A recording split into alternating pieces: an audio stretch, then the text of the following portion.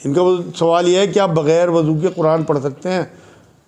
بالکل پڑھ سکتے ہیں، کہیں نہیں کوئی آیت ہے، کہیں کوئی حدیث نہیں ہے، لیکن قرآن اللہ کا کلام ہے، بہت تقدس کے ساتھ، بہت احترام کے ساتھ پڑھنا چاہیے۔ اگر کوئی مجبوری ہو تب آپ پڑھ دو بنا وضو کے، ورنہ وضو کر کے اچھے سے بیٹھ کے طریقے سلیقے سے آپ دیکھو تو کس کا کلام پڑھ رہے ہیں؟ جو آپ کا خالق اور مالک ہے۔ کلام جو ہے وہ صفت ہے، جیسے آپ بولتے ہو ایسے ہی اللہ کا کلام ہے، تو آپ کو بہت تقدس کے ساتھ، احترام اور ادب کے ساتھ پڑھنا چاہیے۔ اور اگر کوئی مجبوری ہو، آپ ٹرین میں ہیں، بس میں، دل چاہ رہا، پڑھ دو۔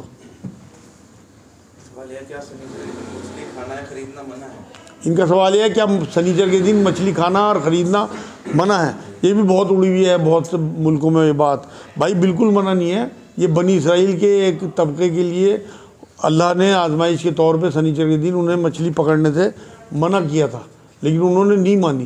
لیکن یہ امت محمدی ہے، اس میں مچھلی کھانے کا، خریدنے کے سب دن آزاد ہیں، جب مرضی کھاؤ، جب مرضی عیش کرو۔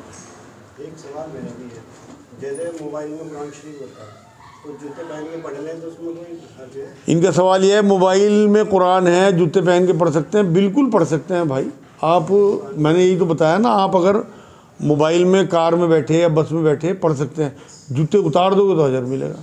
جتنا زیادہ آپ تقدس کرو گے، جتنا احترام کرو گے، جتنا ادب کرو گے، اتنا آپ کو اجر ملے گا، چاہے وہ دکھاوے کا ادب ہو لوگوں کے بیچ میں کہ آپ نے ٹوپی لگا لی، آپ نے وضو کر لیا، اور چاہے یہاں کا ادب ہو، اللہ تیرا کلام پڑھنے بیٹھ رہا، ہدایت دے دے، میرے دل میں اتار دے، میری رگوں میں اتار دے، یہ آپ کا یہاں کا تقدس ہے۔ اور وضو ہے، ٹوپی ہے، لے کے بیٹھنا، رحل، اچھا جزدان، خوشبو لگانا، یہ آپ کے ظاہری عمل ہیں۔ جس طرح قرآن پاک میں موبائل میں قرآن پاک ہے، اور قرآن پاک جب نہیں اس میں بیان پڑھا جا رہا ہے، سامنے لکھا ہوا نہیں آ رہا ہے، اور یہ بند ہے موبائل، اور کہیں بھی پڑھا ہے، ٹھوکر لگ گئی، گر گیا، تو اس میں کوئی حرج ہے؟ ان کا سوال یہ ہے موبائل میں جو قرآن ہوتا ہے اس میں کوئی بے حرمتی ہو جائے، موبائل گر جائے یا کوئی اٹھا لے یا کچھ وہ کر دے، کوئی حرج نہیں ہے بھائی۔ ایک تو وہ کتابی شکل میں نہیں ہے، وہ ڈیجیٹل ریز کی شکل میں ہے، اور اس کی کوئی اس طرح کی ویلیو نہیں ہے آپ کے سامنے کہ آپ اس کا تقدس کر سکیں، وہ بند ہے۔ اسی موبائل میں آپ دیکھو نا، گانے بھی ہیں اسی دو موبائل میں، وہ بھی ہیں، لیکن وہ سب ریز کی شکل میں ہے۔ یہ آپ کی آزمائش کا حصہ ہے کہ آپ موبائل میں قرآن پڑھ رہے ہیں یا گانے دیکھ رہے ہیں۔ موبائل میں اگر جیسے وہ سب پہ ویڈیو آ جائے، مسجد میں جائے تو دقت تو نہیں ہے؟ موبائل کیا؟ موبائل کے اندر بہت ساری چیزیں ہیں، یہ گانا بھی ہو گیا، ویڈیو بھی ہو گئی، تو مسجد میں جائے کوئی دقت تو نہیں ہے؟ اور موبائل اگر قرآن بھی ہے ہمارے موبائل میں، ٹوائلٹ میں، تو جا سکتے ہیں؟ یہ اسی سوال سے ریلیٹڈ ہے جو انہوں نے سوال کیا کہ وہ ڈیجیٹل، وہ جو فارم ہے نا اس کی، وہ ریز کی فارم ہے، اس کی کوئی فزیکل فارم نہیں ہے، مطلب کوئی پکچر نہیں ہے اس کی ایسی کہ وہ قرآن لکھا ہوا جو ہے، وہ اس سے کوئی فرق نہیں پڑتا۔ آپ ڈیلیٹ کر دو، آپ باتھ روم میں چلے جاؤ، آپ کہیں رکھ دو، گر جائے، کوئی فرق نہیں پڑتا۔ ہاں بالکل۔ اچھا، یہ جو حضور مفتی حضرات یا علماء حضرات لکھتے ہیں اپنے ساتھ میں سید، وہ ان کے بارے میں کیا کہیں گے آپ؟ ان کا سوال یہ ہے کہ بہت سے مفتی حضرات اور بہت سے بڑے بزرگوں کے بارے میں سید لکھا جاتا ہے، وہ چاہے خود بھی نہ لکھیں، ان کے فالوورز لکھ دیتے ہیں۔ سید اصل میں سردار کو بھی کہتے ہیں۔ یہاں جو سوال آ رہا تھا سید، وہ حضور اکرم صلی اللہ علیہ وسلم کی اہل بیت سے متعلق تھا۔ سیدی یا سید سردار کو بھی کہتے ہیں۔ اگر وہ اپنا سردار یا اپنا استاد یا اپنا کوئی پیر مان رہے یا کوئی مرشد مان رہے، کوئی حرج نہیں ہے اس میں سید لکھنے میں۔ وہ سید الگ ہیں، انہیں پتہ ہوتا ہے کہ ہم سید نہیں ہیں، وہ والے اہل بیت میں سے نہیں ہیں۔ سوال یہ ہے کہ 5 وقت کا بے نمازی بھی نماز پڑھا سکتا ہے؟ ان کا سوال یہ ہے کیا 5 وقت کا بے نمازی کہیں نماز پڑھا سکتا ہے؟ ہاں، کہیں اگر بہت مجبوری ہو اور اس سے ہی بدتر لوگ وہاں موجود ہیں تو حضور نے فرمایا تم میں جو سب سے بہتر ہو وہ نماز پڑھا ہے۔ مان لو امام صاحب نہیں ہے اور وہاں وہ موجود ہے، وہ نماز پڑھا سکتا ہے، باقی جو ہے وہ اتنا قرآن نہیں جانتے تو پڑھا دے، لیکن سب سے پہلے اپنی نمازیں درست کرے، کیونکہ جو میں آیت بتا رہا ہوں نا، وہ کہتے کیوں ہوں جو کرتے نہیں۔ آپ نماز پڑھا رہے تو آپ کو 5 وقت کا نمازی ہونا ضروری ہے۔ بہت سے امام حضرات معذرت کے ساتھ جب تک مسجد میں ہوتے ہیں نماز پڑھاتے ہیں، جب گھر جاتے ہیں چھٹی پہ، بہت سارے میرے پاس خود آگے خود بتاتے ہیں کہ جی فجر نہیں پڑھ پاتے۔ تو کیا آپ امام ہوئے یار؟ اس کا مطلب آپ صرف ٹکوں کے لیے نماز پڑھا رہے، اللہ کے لیے نہیں پڑھا رہے، آپ رسول کی سنت پہ نہیں ہیں آپ۔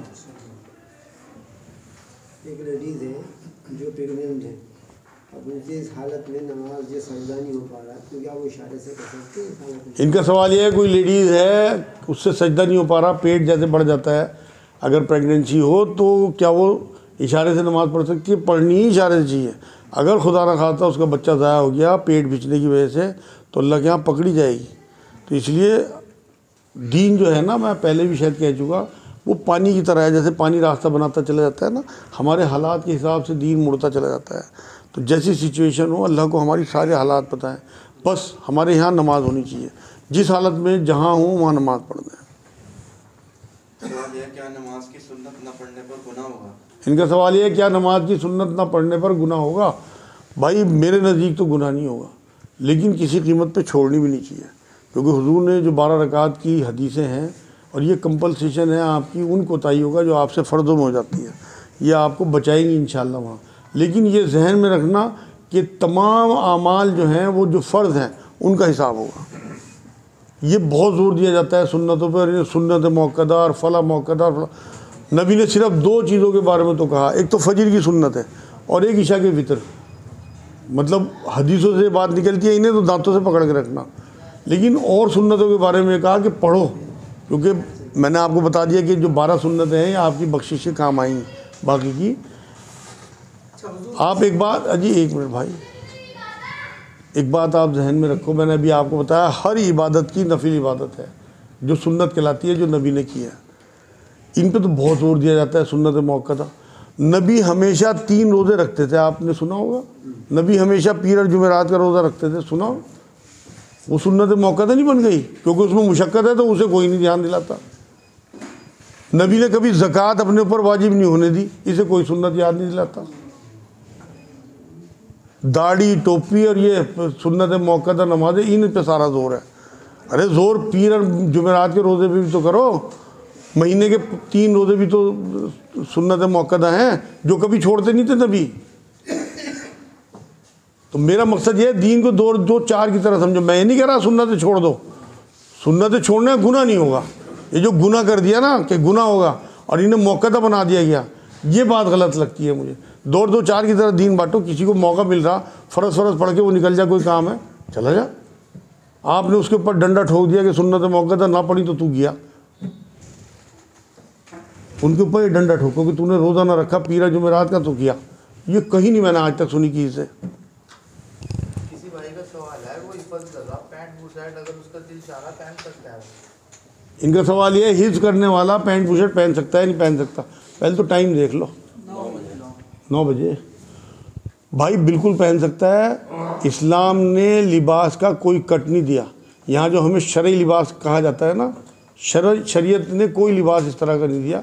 शरीयत के जो 6 नुक्ते हैं लिबास के, मेरी पूरी इस पर पूरा लेक्चर है, आप ये देखो। उसमें सातिर लिबास हो, भड़काऊ लिबास ना हो, औरत मर्द का लिबास ना पहने, मर्द औरत का लिबास ना पहने, बहुत महंगा लिबास ना हो कि जो मतलब लोगों को बेबैरा कर दे, इसराफ वाला जो कहलाता है।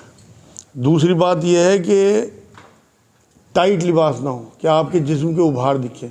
ये चीज़ें तो शरीयत देती है। ये देखो, ये आफाकी दीन है इस्लाम।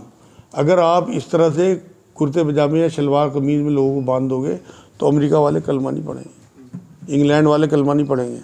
इसलिए आप बिल्कुल इन चीज़ों को जहनों से निकाल दो। लिबास कोई मायने नहीं रखता, सिर्फ सातिर होना चाहिए।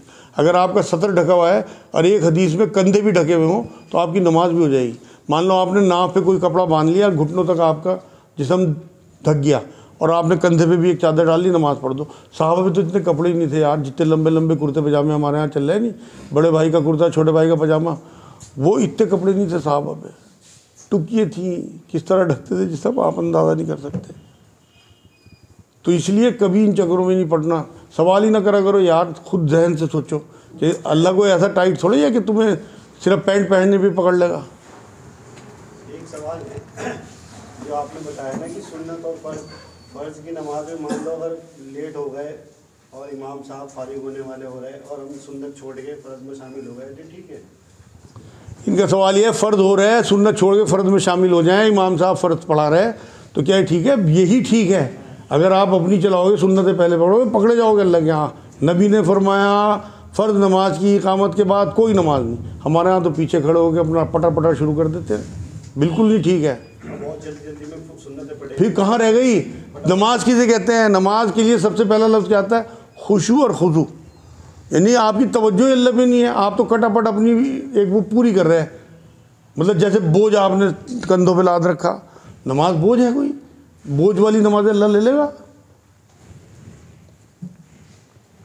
یہ کل مجھے 100 روپے ملے کہیں سے پڑے ہوئے، اور مجھے یہ گمان تھا کہ کوئی کسی کے گرے تو انتظار بھی کرتا رہا، میں نہیں آیا، تو میں نے نیت یہ کر لی کہ میں اسے کسی ضرورت مند کی کوئی چیز لا کے دے دوں، اور اس کا ثواب جو بھی کچھ ہے وہ انہیں ہی ملے جن کے گرے۔ تو کیا یہ بالکل یہی ٹھیک ہے۔ اس میں آپ نے کوشش کر لی، اگر مالک نہیں مل رہا تو اس نیت سے صدقہ کر دو کہ ثواب اسے ملے، ہو گیا۔ سوال یہ ہے کہ آپ بہت سردی میں مغرب اور عشاء کی نماز مسجد میں ساتھ ساتھ کرتے ہیں؟ ان کا سوال یہ ہے کہ جب بہت زیادہ ٹھنڈ پڑتی ہے اس میں مغرب اور عشاء ایک ساتھ مسجد میں جماعت کرا دیں؟ بھائی بالکل بھی نہیں۔ اگر ایسی بات ہو کہ بھائی بالکل برف پڑ رہی ہے، بے انتہا بارش ہے، بے انتہا ٹھنڈ ہے، تو ایک روایت یہ ملتی ہے کہ ایک صحابی نے مؤذن سے بات کہی جب وہ اذان دے رہے تھے کہ بھائی اذان کے ساتھ یہ لفظ جوڑ دینا کہ بھائی بہت ٹھنڈ یا بہت بارش ہے، اپنے اپنے گھروں میں نماز پڑھ لینا۔ لیکن اس طرح ملا کے جماعت کرنا، اگر کوئی بہت ٹھنڈ ہے مان لو اور مسجد میں کچھ لوگ رکے ہوئے ہیں تو نماز الگ الگ کر سکتے ہیں آرام سے۔ جو آنے والے ہیں اگر انہیں آنے میں واقعی دقت ہے، مغرب میں آ گئے تو کوئی بہت مجبوری ہو کہ برف ہے، آگے طوفان آنے کا کوئی خطرہ ہے، پھر تو اس کی اجازت مل سکتی ہے، کیونکہ نبی کی ایک حدیث ملتی ہے کہ نبی نے بنا کسی عذر کے مدینے میں ظہر اور عصر، مغرب اور عشاء ملا کے پڑھی ہے، بخاری مسلم دونوں میں یہ حدیث ہے۔ تو اگر کوئی مجبوری ہو تب، لیکن ایک ہی روایت ہے نا، اسے نظیر نہیں بنانا۔